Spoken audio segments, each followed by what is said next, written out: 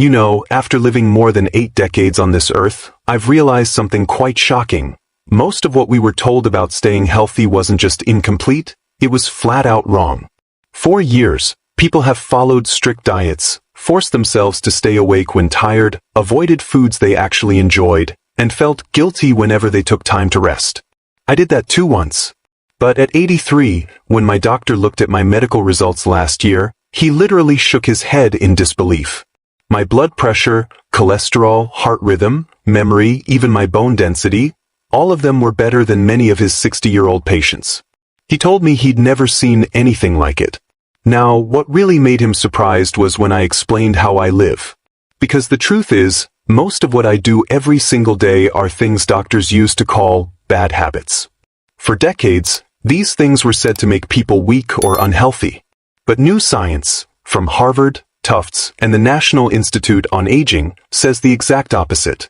These so-called bad habits are actually helping people like me stay strong, sharp, and active even into our 80s. So today, I want to share with you the 5 bad habits that keep me healthier than most people I know.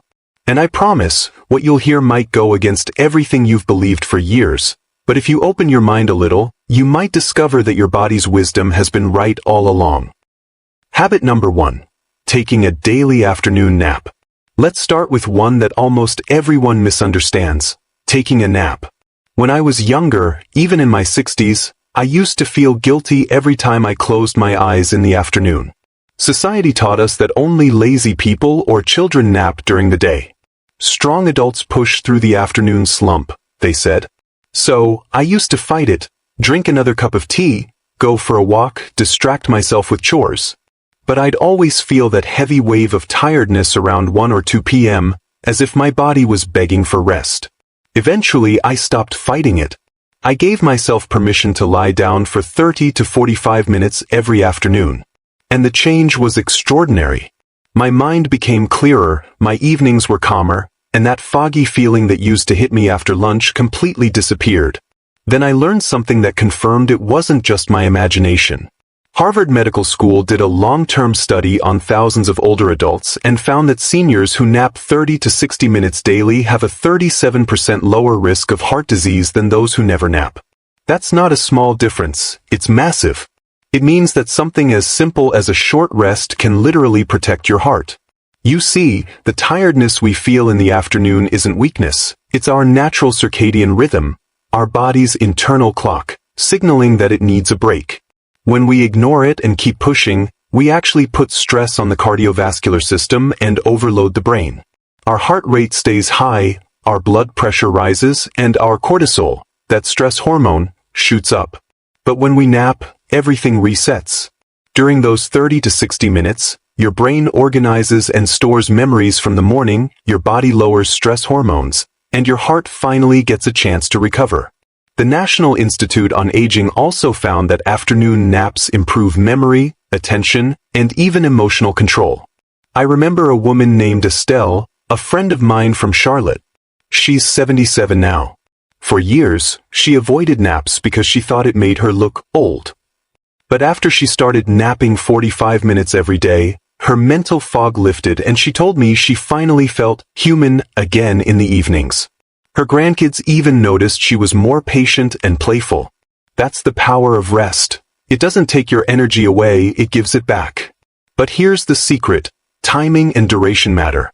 Too long a nap, more than 90 minutes, or too late in the day, and it can interfere with your nighttime sleep. The sweet spot is between 1 and 3 p.m., right when your body temperature and alertness naturally dip. Make your environment calm and dark, lie down instead of dozing in a chair, and set a gentle alarm so you don't oversleep. And most importantly, don't feel guilty. There's no medal for forcing yourself to stay awake. Every other creature on Earth follows its natural rest cycle, except humans. So, if your body tells you it needs to pause, that's not laziness. It's intelligence. If you start giving yourself this small gift each day, I promise you, your brain, your heart, and your mood will thank you. Habit number 2. Eating full-fat dairy every day. Now, let's talk about food, and specifically, one of the biggest lies of the past 50 years. That fat is the enemy.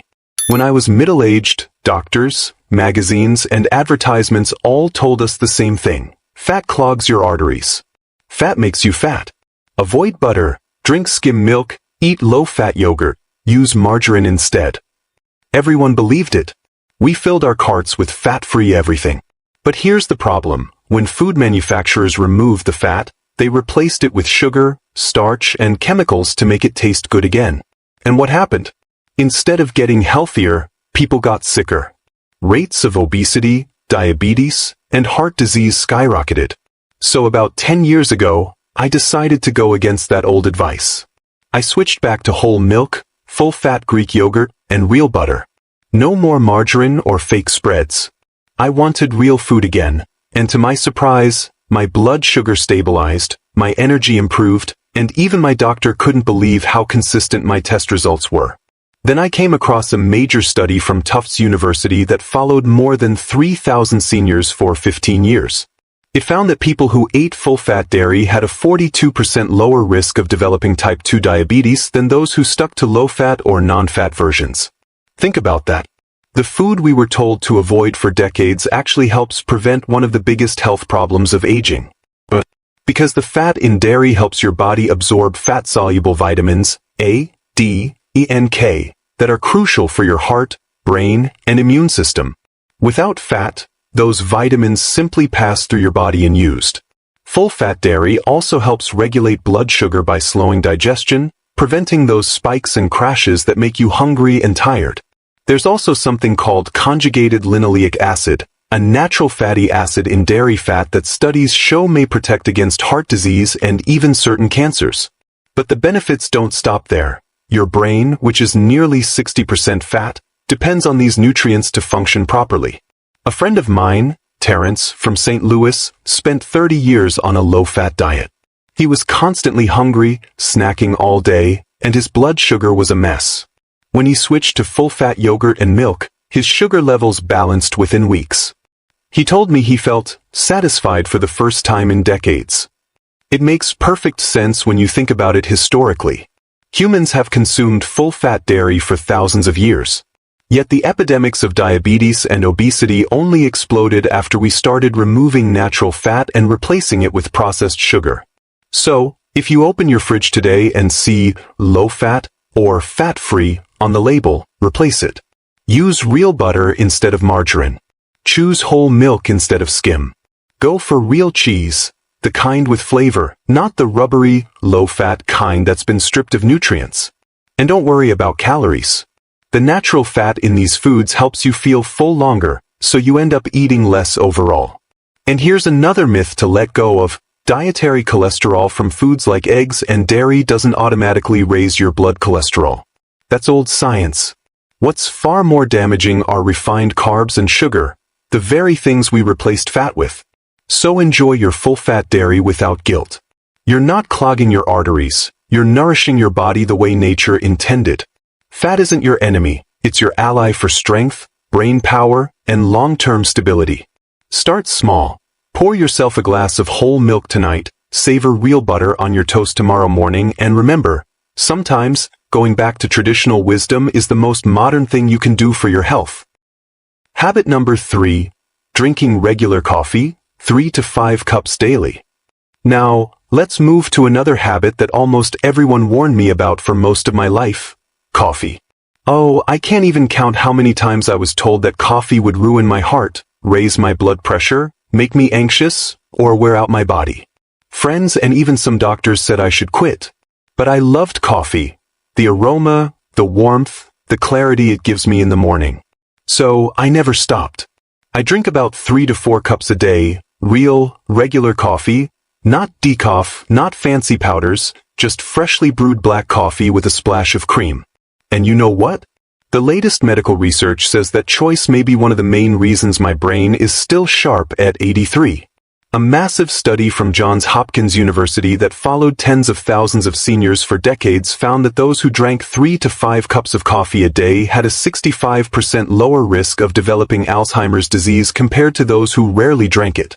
That's astonishing. Coffee, the drink we were told was bad, actually protects the brain.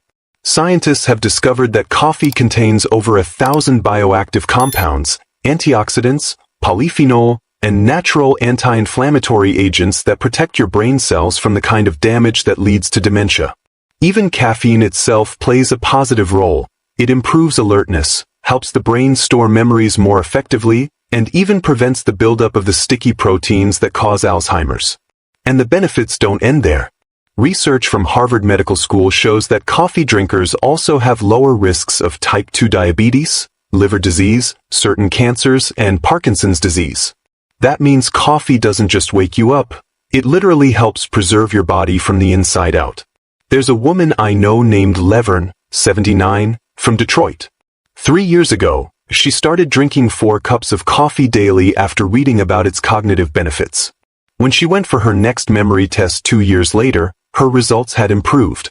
Her doctor was so surprised he asked her what changed, and she simply said, "Coffee."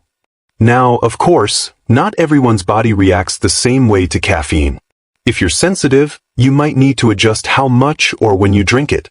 For most people, the best approach is to stop drinking coffee by around 2 p.m., so it doesn't affect your sleep. And always avoid adding too much sugar or artificial sweeteners. They completely cancel out coffee's health benefits. If you prefer, add a splash of whole milk or cream. It not only smooths the flavor but helps your body absorb some of coffee's beneficial compounds better. But here's the part most people don't realize. It's not just how much coffee you drink, it's how you drink it. Many folks turn their coffee into dessert without realizing it. When you add 2 spoons of sugar, flavored syrups, and whipped cream, it's no longer the healthy drink that research praises. What gives coffee its real benefits are the natural compounds found in the beans, not the sugar cloud surrounding it. I've been drinking my coffee black for most of my life. Sometimes I add a little cream or a pinch of cinnamon, but that's it. That's all you need to let the antioxidants do their work. These compounds, like chlorogenic acid, help control blood sugar and reduce inflammation, 2 things that accelerate aging if left unchecked. Another important thing is the timing. People often think coffee in the morning is mandatory, but drinking your first cup about an hour after waking up is actually better. When you first wake up, your body's cortisol, the natural wake-up hormone, is already high. If you drink coffee immediately, it can interfere with that natural rhythm and make you more dependent on caffeine. But if you wait an hour, your body and the coffee work together, not against each other. And don't fear moderate caffeine. It's not the enemy. Studies show that for most people, 3 to 5 cups a day, that's about 300 to 400 milligrams of caffeine, is perfectly safe. In fact, it might just be one of the most beneficial habits you can have in your 70s or 80s for your mind, metabolism, and longevity. So the next time someone scolds you for having too much coffee, just smile. Tell them it's your daily brain medicine, because at this point, that's not far from the truth. Habit number 4, staying up late, but sleeping deeply. This one will definitely surprise you, and maybe even make you feel relieved. Because if you've ever felt guilty for being a night owl, you can let that guilt go right now. For most of my life, I was an early riser because everyone said that was the healthy thing to do. Early to bed, early to rise. Remember that old saying? But once I hit my 70s, I started noticing that I simply couldn't fall asleep early anymore. I'd lie there in bed at 9 or 10 p.m., staring at the ceiling restless. I used to feel frustrated, thinking something was wrong with me. Then one night, instead of forcing myself to sleep, I got up, made some tea, and watched a quiet documentary. I finally went to bed around midnight and woke up naturally at 7 a.m., feeling more refreshed than I had in years. So I started experimenting and soon realized something important. It wasn't when I slept that mattered most, it was how well I slept. Recent research from the University of California has shown that quality sleep, deep, restorative sleep, is far more crucial to your health than the exact bedtime. What's even more interesting is that our sleep patterns actually change with age. As we grow older, our circadian rhythm naturally shifts, and many of us become evening types. Forcing ourselves to sleep early when our body isn't ready can actually make sleep worse. More tossing and turning, more light sleep, and less recovery. Now I go to bed when my body tells me to, usually around 11:30 or midnight, and wake up about 7 hours later. I focus on making those 7 hours deep and undisturbed. I keep my room cool, turn off all screens an hour before bed, and listen to calming music or nature sounds instead. And you know what? My sleep tracker shows that my deep sleep percentage, the part of the night when your body repairs itself, is higher now than it was when I was 65.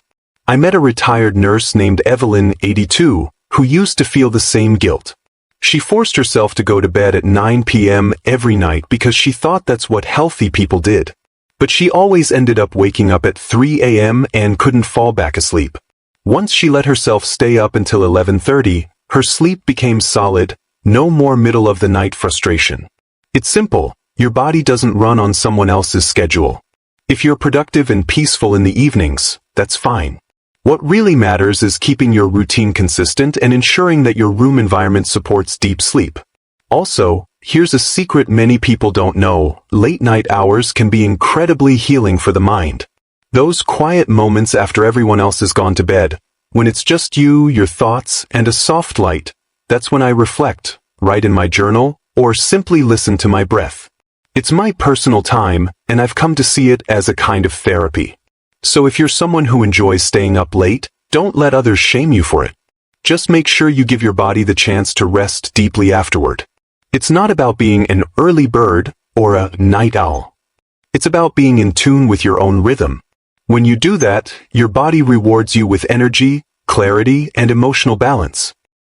Habit number 5. Laughing at myself every day. And now for the most unexpected bad habit of them all, laughing at myself. Yes, you heard that right. I laugh at my mistakes. I laugh at my clumsiness, my forgetfulness, even the silly things I say sometimes. And honestly, I think this one habit has done more for my health than any diet, supplement, or exercise routine ever could. See, most people think of laughter as something you do after you're happy. But I've learned it's the other way around. Laughter creates happiness. It physically changes your body chemistry. When you laugh, even for 30 seconds, your brain releases endorphins, those wonderful, feel-good hormones that relieve pain, reduce stress, and even strengthen your immune system. There's an old saying that laughter is the best medicine, and modern science agrees. Studies from the Mayo Clinic and University College London have shown that people who laugh regularly have stronger heart function, lower blood pressure, and improved immune response. Even more fascinating, laughter increases blood flow almost as much as light exercise does. I try to find something funny in every situation. When I spill coffee on my shirt, I say, my morning artwork. When I forget why I walked into a room, I chuckle and call it the mystery of the missing memory. It might sound silly, but those tiny moments of humor transform stress into ease. There's an 84-year-old man I know named Frank. He lost his wife 5 years ago and went through a long period of sadness. But one day, he joined a local laughter yoga group. Yes, it's a real thing, where people just gather to laugh together for no reason. Within months, he said his blood pressure went down and he felt alive again. That's the healing power of laughter. It keeps your spirit light. And when your spirit is light, your body follows. At my age, you can't take yourself too seriously. Life throws curveballs. Your body changes, your plans shift, people you love come and go. But if you can still find reasons to smile, to giggle at your own humanity, then you're not just surviving, you're thriving. So laugh at yourself a little more. Don't scold yourself for forgetting things or slowing down. You've earned the right to live joyfully, without judgment. Laughter turns every wrinkle into a story and every mistake into a moment of grace. Now that you've heard my 5 bad habits, taking a daily afternoon nap, eating full-fat dairy, drinking regular coffee, staying up late but sleeping deeply, and laughing at myself every day, you might notice a pattern.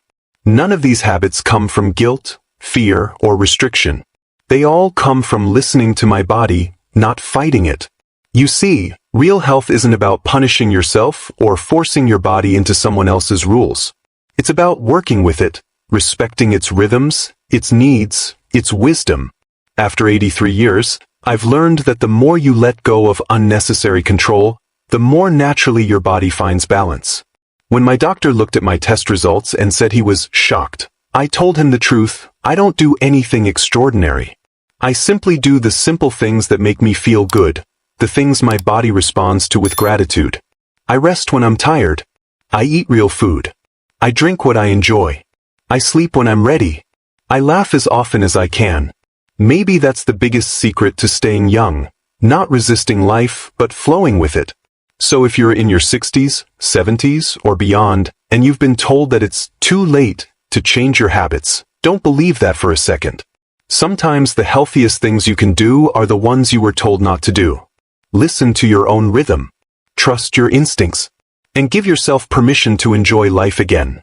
Naps, coffee, late-night laughter, and all. Because the truth is, you don't stay young by avoiding mistakes or by following every health trend that comes and goes. You stay young by keeping your curiosity alive, your body rested, and your heart light. And if that means breaking a few rules along the way, well, at 83, I'd say it's worth it.